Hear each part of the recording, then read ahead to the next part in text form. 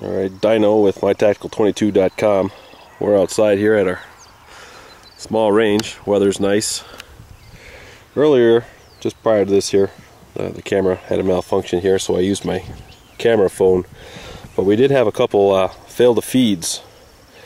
They were with the Remington bulk 525 pack. Now I'll go on record saying that I am not a fan of Remington ammo, ever. But my Ruger 1022 seems to spit it out just fine, and my bolt action shoots it just fine, and this little Ruger single 6 shoots it just fine. But as far as an autoloader that's a little more sensitive, this Colt didn't like it off the bat, and I do have a GSG 5 that just doesn't do well with it. Just Remington bulk pack ammo is just very corrosive, in my opinion. Dirty, maybe not corrosive, it's just dirty. So we're going to try and throw a few rounds through it again of the Remington, just to show you initially what happens with the Remington ammo. I did read in the manual that upon disassembly here, by taking off the rear stock and tube, there is a bolt speed adjustment for the variance in ammo that's out there for standard, high velocity, I'm assuming up to the hyper velocity. I'm real curious to see how it can be tuned down to function with the subsonic ammo, if at all possible. This flash hider does unscrew, so I'm kind of curious to see what the threading would be in firearms.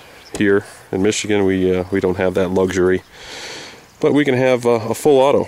Go figure. God, the liberals are smart. Anyway, do a quick inspection here while Shane's over getting ready. The gun itself is very, very close to the M4. I've got a Bushmaster. We've got a Colt on hand here as well. Non-functioning with this. The bolt release is non-functioning on this particular rifle. I do have the dust guard closed, but it's also pretty much non-functioning. Just by pressing it in there and fitting the corner down, it does hold down, but the lock itself, though modeled after a real M4,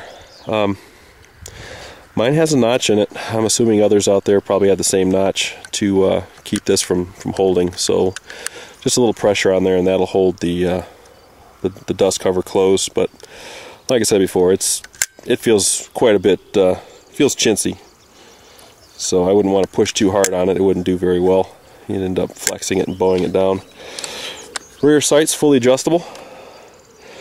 You know, standard quality, not the greatest in the world, but they are functioning. You've got your dual rear fence here. I call it a fence, probably the wrong term, but I'm tired. We just got back from a West Coast trip. You got your distances, you got your close-up. Shooting fully adjustable though. Typical M16 style front sight. Does have a bayonet lug on it, and if you're one of the few out there that have an M203, you want to mount that on there. I'm sure it'd probably fit. The covers over the quad rail, as I stated in my other video, they're on there pretty tight. I mean, these do come off, but it's a two-hand operation on this particular model to reveal the quad rail system. But all in all, it's pretty impressive. It's heavy, meaning it's durable in feel. It's not overly heavy as far as weight. I believe the M4 Ops model is only 5.9 pounds unloaded, meaning no magazine. And other than that, she's pretty tight. I enjoy it. So we're gonna shoot it again here. I'm gonna stop the tape for a moment and set up a couple fresh plates downrange, and then we'll come back and shoot some video of the Remington 525 bullet. I do have some of the Federal 550 pack on hand here. If you're one of the lucky few out there who are able to find these at Walmart for $13.47 for 550 rounds, they seem to be pretty cake. You know, they work well in the firearms. They're cheap, they're reliable, they're relatively accurate.